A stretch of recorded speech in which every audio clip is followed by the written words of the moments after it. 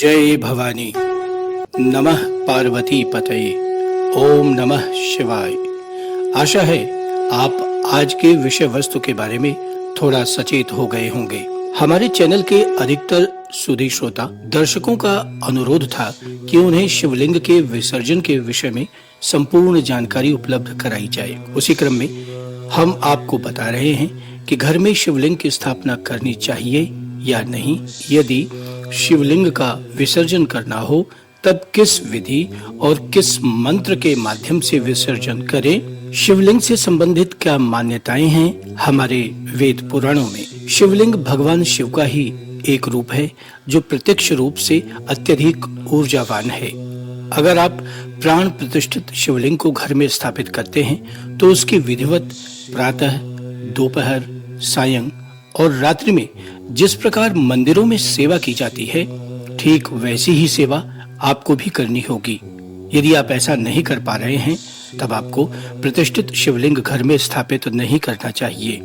इस दशा में घर में बिना प्राण प्रतिष्ठा किए हुए शिवलिंग की स्थापना कर सकते हैं और उसका विधि विधान से पूजन कर सकते हैं, किंतु अभिषेक प्रतिदिन करना चाहिए। एक बात हमारे दर्शक श्रोता अक्सर पूछते हैं कि किस पदार्थ का और कितना बड़ा शिवलिंग घर में रखना चाहिए, तो उत्तर यह है कि शिवलिंग पत्थर, धातु, मिट्टी आदि का बना हो सकता है। यहाँ ध्यान देना चाहिए कि जिस पदार्थ का शिवलिंग हो उसी पदार्थ का अर्घा भी होना चाहिए।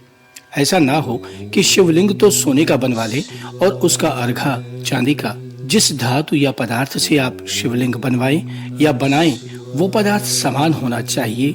साथ ही साथ उसी धातु का एक नाग भी भगवान शिवलिंग के साथ होना चाहिए।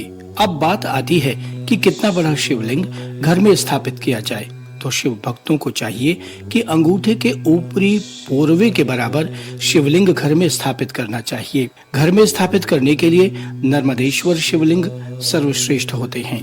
अधिक बड़े शिवलिंग मंदिरों में स्थापित होने चाहिए जहां विश्व कल्याण के लिए अधिक शुभ फल प्रदान करते हैं। घर में स्थापित शिवलिंग की प्रतिदिन सुबह शाम पूजा करनी चाहिए और यदि ऐसा करना संभव न हो तब शिवलिंग घर में नहीं रखना चाहिए।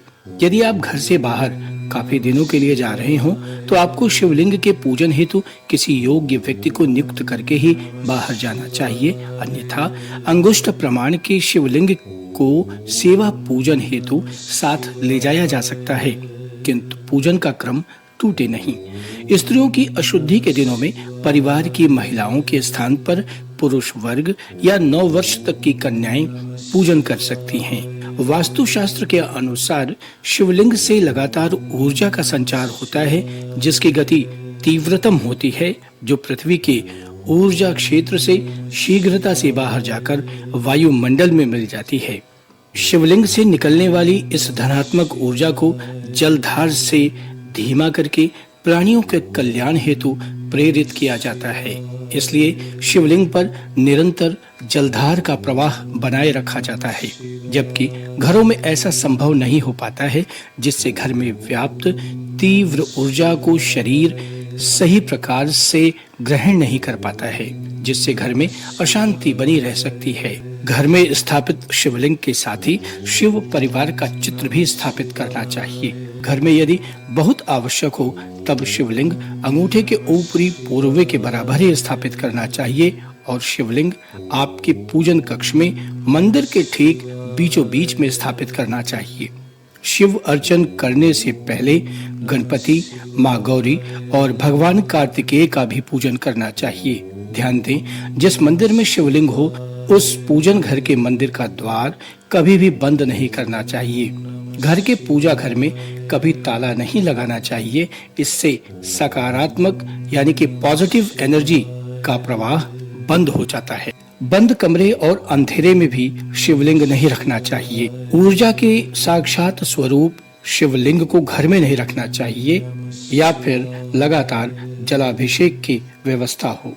शिवलिंग के साथ सर्प भी होना चाहिए। यह सर्प उसी पदार्थ का होगा जिसका शिवलिंग बना होगा। अब बात करें कि शिवलिंग का विसर्जन कैसे करें। पार्थिव शिवलिंग यानी मिट्टी के शिवलिंग का विसर्जन पूजन के तुरंत बाद नदी या सरोवर में करें। शेष प्रदोष, मासिक शिवरात्रि, महाशिवरात्रि पर स्थापित शिवलिंग का विसर्जन अगले दिन सूर्योदय होने पर करें। इसी प्रकार खंडित होने पर भी सूर्योदय से सूर्यास्त के मध्य ही शिवलिंग का विसर्जन करना चाहिए। विसर्जन के लिए अक्षत पुष्प लेकर शिव पुराण में रुद्र संहिता में पृष्ठ संख्या 143 पर वर्णित इस मंत्र को बोलते हुए विसर्जन करना चाहिए। स्वस्थानम गच्छ देवेश परिवार युतः प्रभो पूजा काले पुनर्नाथ त्वया आगंतव्य मादरात्। इस मंत्र से अक्षत पुष्प शिवलिंग पर छिड़कते हुए विसर्जन करें। जो शिव भक्त संस्कृत के मंत्र नहीं बोल सकते हैं वे इस प्रकार हिंदी में निवेदन करें। देवेश्वर प्रभु, अब आप परिवार सहित अपने स्थान को पधारें। नाथ, जब पूजा का समय हो तब पुनः आप यहाँ सादर पदार्पण करें। इस प्रकार भक्त वत्सल भगवान शिव की बारंबार प्रार्थना करके उनका विसर्जन करें और जो जल आपने अर्पित किया है उसे अपने हृदय और मस्तक पर चढ़ाएं। आशा है जानकारी से आपको लाभ मिलेगा। अपना स्नेह देने के लिए चैनल को सब्सक्राइब, लाइक और शेयर करना न भूलें। नए वीडियो के अपडेट्स के लिए बेल आइकन जरूर प्रेस करें।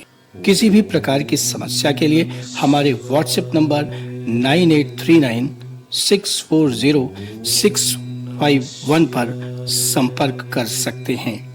जय भवानी।